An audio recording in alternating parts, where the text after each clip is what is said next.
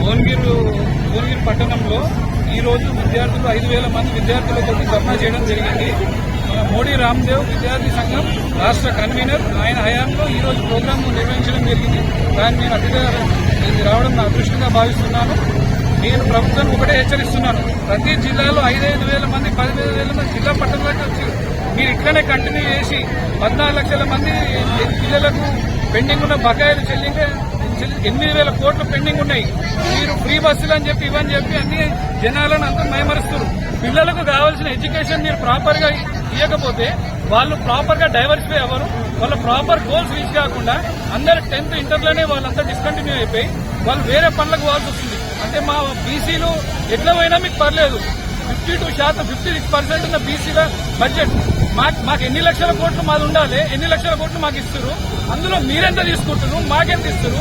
మీరు ఆల్రెడీ ఎంత పెద్ద అన్యాయం చేశారంటే 10% ఈడబ్ల్యూఎస్ రిజర్వేషన్ మీరున్నది 9.5, మీరున్నది 9.5% మంది, మీరు 10% రిజర్వేషన్ తీసుకుంటారు.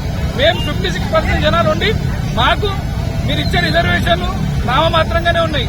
మీరు డైరెక్ట్లీ ఇండైరెక్ట్లీ మా రిజర్వేషన్లు తీసేయకుండా వాళ్ళకి రిజర్వేషన్లు ఇచ్చారు.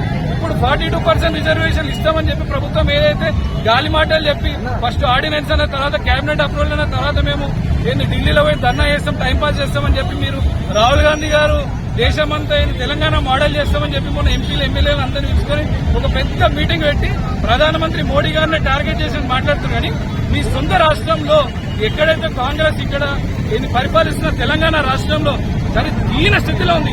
ఇట్లనే కంటిన్యూ అయితే నెక్స్ట్ లోకల్ బాడీ ఎలక్షన్లలో కాంగ్రెస్ కనీసం డిపాజిట్ కూడా దక్కదు, క్యాండిడేట్లు కూడా ఉండరు, ఉరికి పిచ్చి కొడతాము కొందరిని క్యాండిడేట్లను.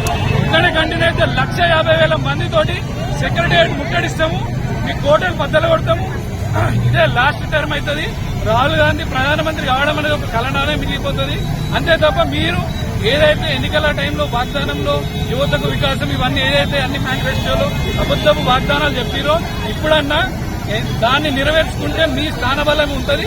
మీరు అక్కడే కంటిన్యూ చేయకపోతే మీ కోటలకు పీటలు వారినే ఆల్రెడీ. రేపు మేమే 1,00,000 మందితోటి బద్దలు కొట్టి లోపలికి వచ్చి మిమ్మల్ని బయట తిరగనీయకుండా చేస్తాం. మేము అడిగేది విద్య, ఆరోగ్యం, ఇవి 2 ఇస్తే చాలు. పనికిమాల స్కీమ్లు అన్ని మాకు అనవసరం. స్టూడెంట్స్ కి మీరు లైఫ్ ఇస్తే ఈ 5,000 మందే రేపు ఐఏఎస్లు ఐపీఎస్లు అవుతారు. మొత్తం డెడికేటెడ్ పిల్లలు వాళ్ళకి స్కాలర్షిప్ టైం చేయక వాళ్ళ మైండ్లు ఖరాబ్ అయ్యి వాళ్ళంతా డిస్టర్బ్ అయ్యి ప్రాపర్ ఫుడ్ పెట్టలేరండి హాస్టల్లో. ఏం చేస్తారండి?